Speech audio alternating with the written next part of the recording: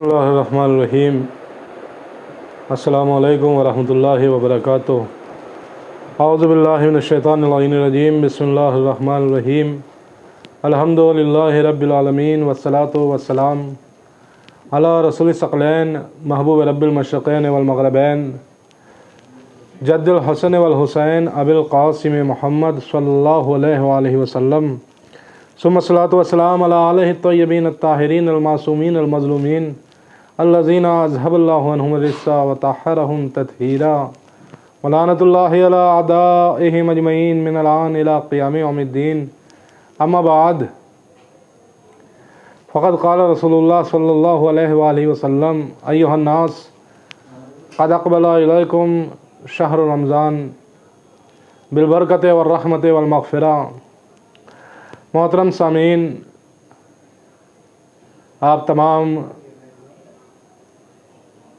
बंदगान खुदा की खिदमत में विलादत इमाम हसन मुज्तबा और माह रमज़ान के 14 दिन मुकम्मल हो जाने की मुबारकबाद पेश करता हूँ और दुआ गो हूँ बारगाह रब्बुल इज़्ज़त में कि आज की मुबारक शब में हम सब के तमाम तर गुनाहों की मग़फ़िरत फ़रमाएँ और तमाम तर नेक हाजात को कबूल फ़रमाए इंशाअल्लाह, और हमें वो अजर अता फ़रमाए कि जो उसने अपने नेक बंदगान के लिए महफूज रखा है। अब तक जो गुफ्तगू हुई वो माह रमज़ान के सिलसिले में चल रही थी। रसूल इस्लाम ने माह रमज़ान की फ़जीलत जो बयान की वो अज़ीम फ़जीलत, और माह रमज़ान में एक रोज़ेदार के क्या आदाब होने चाहिए, उसको कैसा होना चाहिए, खुदा की मेहमानी के आदाब क्या हैं, खुदा के यहाँ अगर इंसान मेहमान हुआ है तो वो कैसा होना चाहिए, किस तरह से तैयारी करनी चाहिए, माह रमज़ान में क्या करना चाहिए क्या नहीं करना चाहिए, मुफस्सल रसूल इस्लाम बयान फरमा रहे हैं। कह रहे हैं कि ये अल्लाह के नज़दीक सबसे अफजल महीना है, सबसे पाकीज़ा महीना है। इसके दिन सब दिनों से अफजल हैं, इसकी रातें सब रातों से अफजल है, इसकी घड़ियाँ तमाम घड़ियों से अफजल है, और इसमें खुदा ने इंसान को अपनी ज़ियाफ़त, अपने यहाँ मेहमानी की दावत दी है और अपनी करामत का अहल बनाया है, और इस तरह अहल बनाया कि इंसान की सांसों को तस्बीह, नींद को इबादत, दुआओं को मकबूल और आमाल को कबूल फरमाया है। हम लोगों ने माह रमज़ान की अज़मत और अहमियत को उस तरह नहीं समझा कि जिस तरह समझने का हक़ है। उसकी मंजिलत, अहमियत, फ़जीलत क्या है, वो आज के मौलूद इमाम हसन मुज्तबा अलैहिस्सलाम के जिनकी विलादत 15 रमज़ान सन 3 हिजरी को मदीना मुनव्वरा में कायनात के सबसे अजीम घर में, कायनात के सबसे अजीम वालिदैन के यहाँ हुई।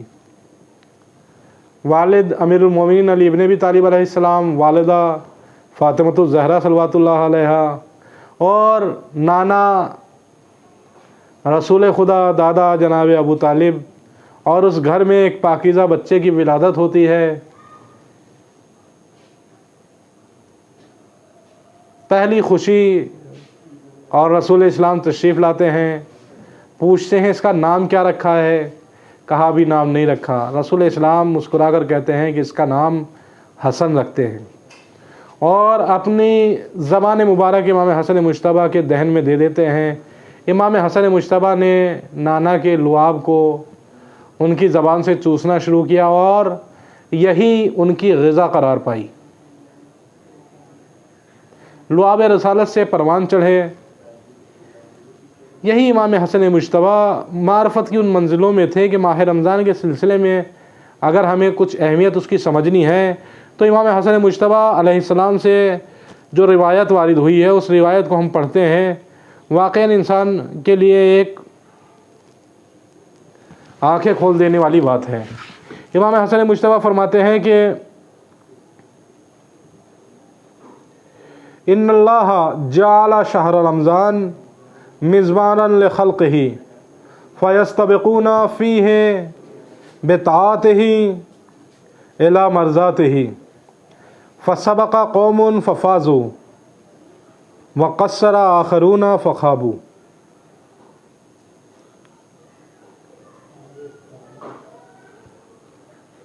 ख़ानदान इस्मत की पहली कली माह रमज़ान की फ़जीलत में इरशाद फरमाती है, क्या लोगों जान लो कि खुदावंद आलम ने अपने बंदों के लिए माह रमज़ान को एक कंपटीशन की जगह बनाया, एक कंपटीशन का ज़रिया बनाया, एक मुसाबक़े का ज़रिया बनाया, एक मुकाबले का ज़रिया बनाया। खुदावंद आलम ने माह रमज़ान को एक मुसाबक़े का ज़रिया बनाया, मुसाबक़ा करार दिया, कंपटीशन करार दिया और फिर फरमाया फ़यस्तबिक़ूना फ़ीहि बिताअतिही इला मरज़ातिही। तो इसमें अल्लाह के जो बंदगान हैं, जो अल्लाह के बंदे हैं, वो एक दूसरे से आगे निकलने की कोशिश करते हैं।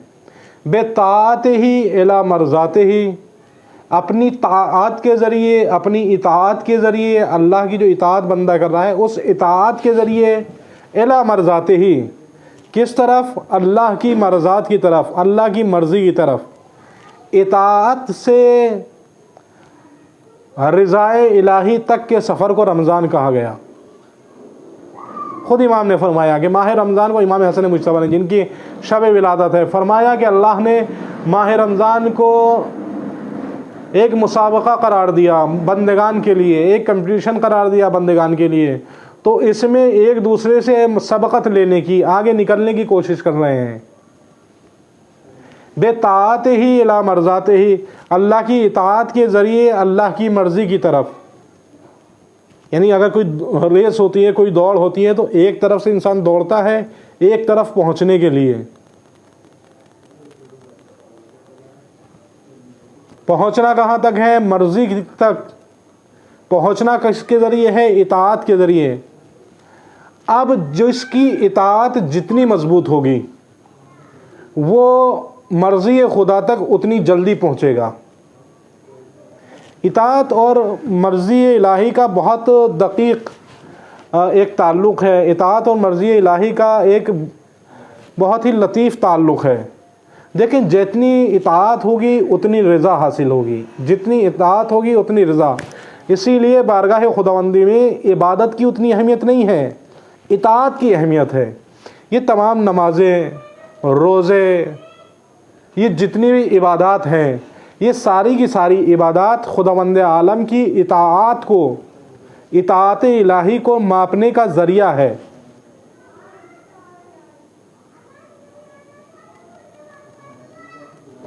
इबादत, असल इबादत है इताअत। खुद इबादत उतनी अहम नहीं है, असल है इताअत। जितनी भी इबादत है, नमाज हो, रोज़ा हो, हज हो, ज़कात हो, खुम्स हो, जितनी की जिहाद हो, जितनी भी इबादत हैं, वो सब की सब इताअत को नापने का एक पैमाना है कि इसके ज़रिए इताअत की अहमियत, इताअत की मंजिल उस बंदे के अंदर मापी जाती है कि इसके अंदर कितनी इताअत की गुंजाइश मौजूद है। मिसाल दे रहा हूँ, खुदावंद आलम को नमाज की ज़रूरत नहीं है। लोग अक्सर सवाल करते हैं कि भाई ऐसा क्यों है कि कोई नमाज 2 रकात है, कोई 4 रकात है, कोई 3 रकात है। भाई खुदावंद या तो सारी 4 रकात होती है, या 2 रकात होती है, या 3 रकात। खुदावंद आलम ये नमाज़ों के फ़र्क डालकर रकात में इंसान की मंजिल इताअत को चेक करना चाहता है कि इंसान देखे कितनी इताअत की मंजिल में। कहीं ये तो नहीं कहता कि भाई ये 2 रकात पढ़ी तो हम 3 रकात, हम ताकत है हमें, सुबह को हम 2 की जगह 4 पढ़ देंगे सुबह की। नहीं, जितनी कही गई उतनी इताअत। यही है मतलब, जितना कहा जाए उतना अंजाम दिया जाए, इसे कहा जाता है इताअत। जो कहा जाए, जितना कहा जाए, जिस मिक़दार में कहा जाए उतना अंजाम दिया जाए तो इताअत। 2 सजदे हैं, मेरा दिल चाह रहा है मैं 4 सजदे कर लूँ एक रकत में, खुदा के लिए, क़ुर्बत इलाही के लिए। कहा कबूल नहीं है। कहा क्यों? इसलिए कि मंजिल इताअत में नहीं हो। इताअत की मंजिल ये है कि 2 सजदे एक रकत में कहें तो 2 सजदे करने हैं हमें एक रकत में, तब इताअत है। और वाज़े उसकी बैन मिसाल, रोशन मिसाल इसकी है शैतान। हम अक्सर कहते हैं कि शैतान बहुत बड़ा आबिद था, बहुत इबादत करता था। शैतान बहुत इबादत करता था, बहुत इबादत करता था। कि यहाँ तक कि उसके सजदों के भी कि इतने इतने साल तक का सजदे किए शैतान ने, इतनी इतनी इबादतें की शैतान ने। हम लोग कहते हैं और शैतान भी कह रहा था इबादतें तो उसने की थी बहरहाल, तो इबादत कर रहा था शैतान, मगर उन इबादतों के बावजूद भी वो नाकाम क्यों हो गया? शैतान इबादतें खुदा तो कर रहा था मगर इताअत की मंजिल में फेल हो गया। इबादत कर रहा था, नमाज पढ़ रहा था, नमाज पढ़ रहा था, सजदे कर रहा था, तस्बीहात पढ़ रहा था, सब काम कर रहा था, मगर इताअत की मंजिल में फेल था। नमाजें पढ़ रहा था, मगर जैसे ही अल्लाह ने कहा कि चलो आदम को सजदा करो, शैतान ने इताअत करने से मना कर दिया। जैसे ही इताअत करने से मना किया, इबादत आदत में तब्दील हो गई, सारी इबादत बर्बाद, सारी नमाजें बर्बाद, सारे सजदे बर्बाद। क्यों? इसलिए कि अल्लाह ने चेक किया एक सजदे के ज़रिए शैतान की इताअत को कि देखें ये मंजिल इताअत में कहाँ है। मंजिल इताअत की में जब आया तो शैतान ने मना कर दिया इताअत करने को, कहा नहीं मैं सजदा नहीं करूँगा। खुदा ने कहा कि तुमने इताअत की मंजिल में फेलो तो इबादत की कोई अहमियत नहीं है। इसी तरह तमाम तर इबादत की मंजिल है। अगर तशहुद जितना आया है, जितना हुक्म हुआ है उतना पढ़िए तो इताअत है। नमाज जितनी बताई है उतनी पढ़िए तो इताअत है। जैसे बताई है वैसे पढ़िए तो इताअत है। सजदे जितने बताए उतनी कीजिए तो इताअत है।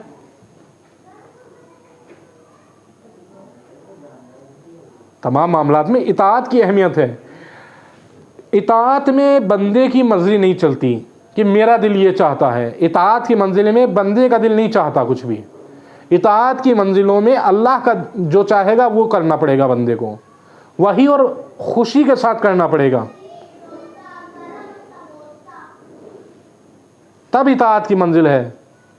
वरना एक इंसान जो पूरी पूरी रात इबादत करता हो, एक होता है ना हैबिट हो जाती है। एक इंसान है कि भाई वो रात को देर से सोता है, उसको आदत है रात को देर से सोने की। अब अगर वो कहीं ऐसी जगह मेहमानी में पहुंच जाए, मेहमान बनकर पहुंच जाए एक जगह पर, और वहाँ पर उस घर का डिसिप्लिन ये है कि सब लोग 9 बजे सो जाते हैं, तो ये मजबूरन अपने रूम में आ तो जाएगा, मगर जब तक वो सोने का टाइम नहीं होगा वो तब तक जागता रहेगा। क्यों? इसलिए कि इसकी आदत है उस टाइम पर सोना। तो ये है अब इसे नींद नहीं आई, बिस्तर पे लेटा है मगर करवटें बदल रहा है, नींद नहीं है। क्यों? क्योंकि वो टाइम नहीं हुआ जिस टाइम पर वो सोता है। आदत नहीं है इसे इतनी जल्दी सोने की। दोस्तों, इबादत में अगर इताअत ना हो तो इबादत सिर्फ आदत है, सिर्फ आदत है। अगर इताअत शामिल हो जाए तो वो इंसान हकीकी मानों में इबादत कर रहा है। फिर उसको जितना कहा जाए, जो कहा जाए उस पर उसको अमल करना है। मिसाल दे रहा हूं मैं आपको। एक इंसान जो पूरी पूरी रात इबादतें करता हो, एक एक शब में हजार हजार तकबीरों की आवाज़ें जिस घर से आ रही हों,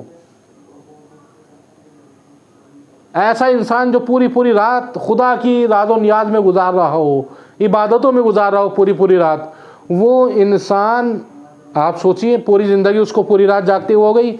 एक रात अल्लाह का रसूल कहता है कि या अली आज आपको जागना नहीं है, आज आपको सो जाना है, मेरे बिस्तर पर आप लेट जाइए।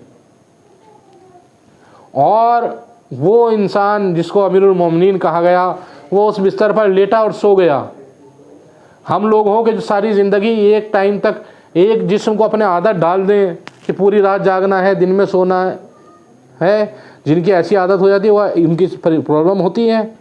मगर अली के यहाँ पूरी रात जागना और नमाजें जो हैं वो इबादत है, और इबादत इताअत की वजह से है। अगर इताअत की मंजिल हो तो सोना भी वही अहमियत रखता है जो इबादत करना अहमियत रखता है। पूरी रात इबादत करना भी अल्लाह के लिए है, पूरी रात सोना भी अल्लाह के लिए है।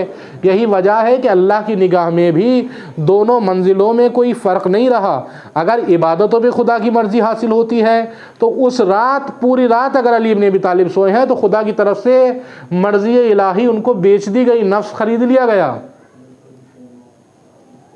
यही इमाम हसन ने फरमाया, फ़यस्तबिक़ूना बिताअतिही इला मर्ज़ातिही, और इसमें लोग एक दूसरे पर सबकत हासिल करते हैं, आगे निकलने की कोशिश करते हैं अपनी इताअत के ज़रिए अल्लाह की मर्ज़ी हासिल करने के लिए।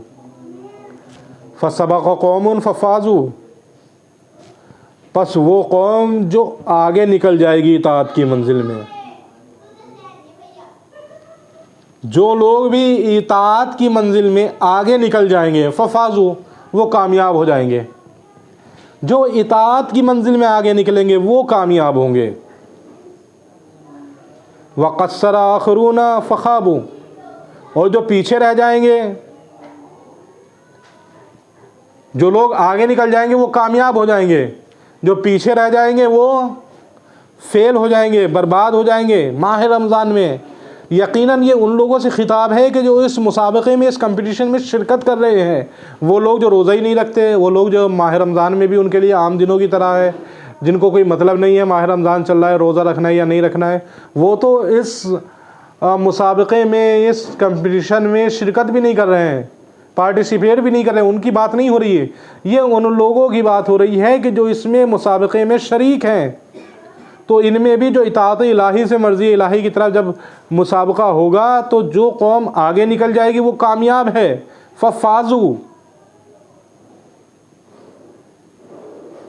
और जो पीछे रह जाएंगे वो नाकाम हो जाएंगे।